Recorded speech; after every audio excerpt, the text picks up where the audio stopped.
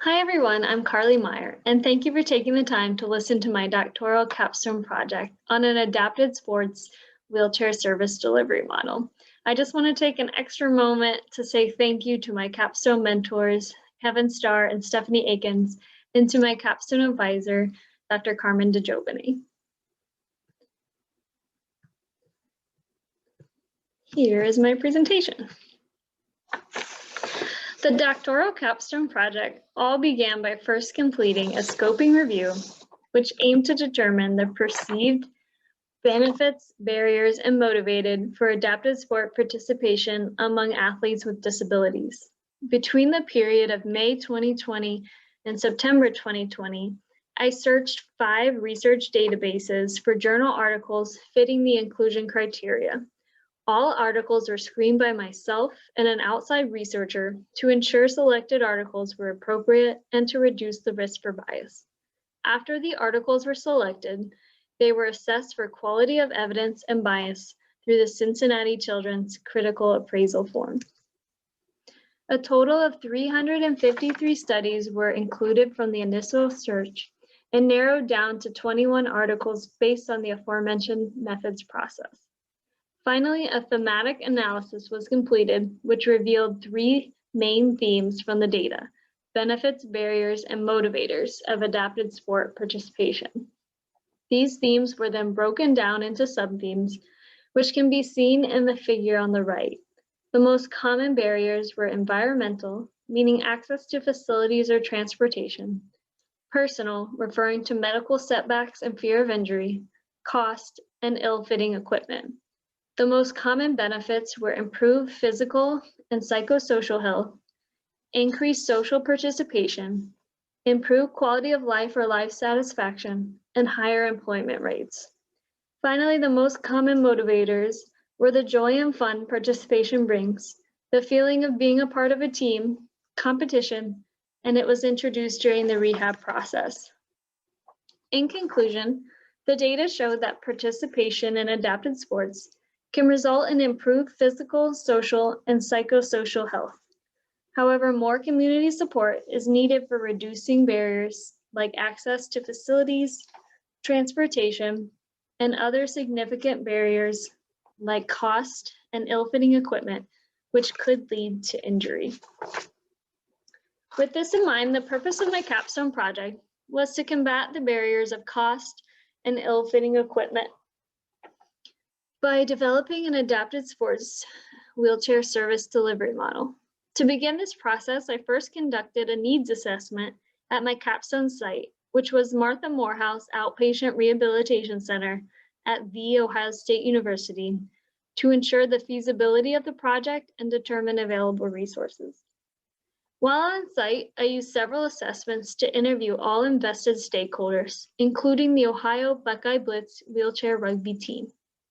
From these assessments, the current literature proved true, as it was determined that cost and ill-fitting equipment were also barriers for this team.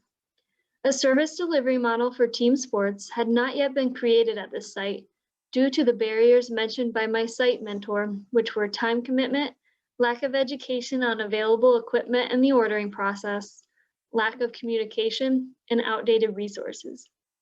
Therefore, these 8 steps were created as implementation strategies for developing a working adapted sports wheelchair service delivery model, which were the decision to purchase. Number 2, establish communication with the supplier. Number 3, equipment education. Number 4, equipment selection. Number 5, individualized fitting. 6, funding and procurement. 7, order and delivery. 8, client feedback and model review. After the initial 3 steps were completed during my time on site at Martha Morehouse, the recommended next steps for Martha Morehouse in particular were as follows. 1, to set up a meeting with a client, supplier, ATP or seating clinic specialists, and other stakeholders to optimize equipment selection outcomes based on the client's goals, available sporting equipment, propulsion analysis, and body mechanics. This meeting should also allow the client to trial the desired equipment for best outcomes.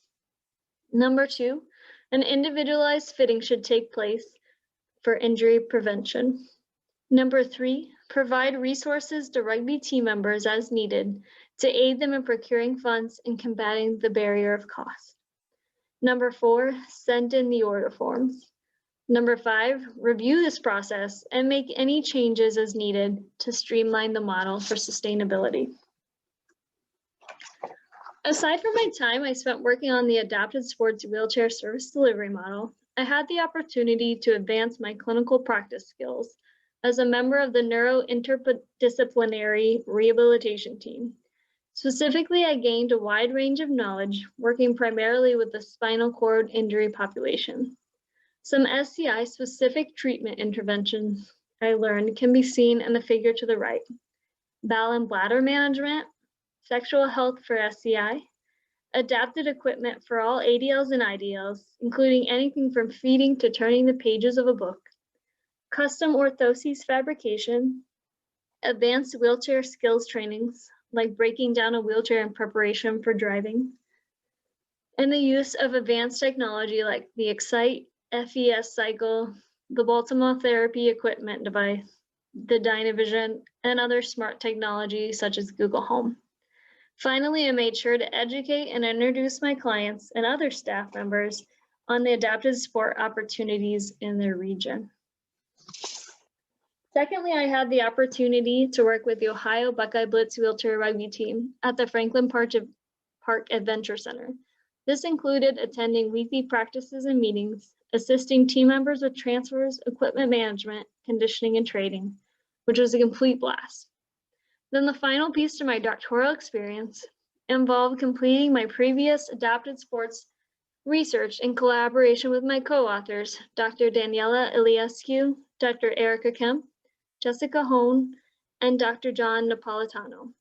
This research was completed in preparation for submission for publication in the near future and will most likely be titled Athlete Identity and Common Benefits and Barriers to Sport Participation Amongst Adapted Sport Team Players.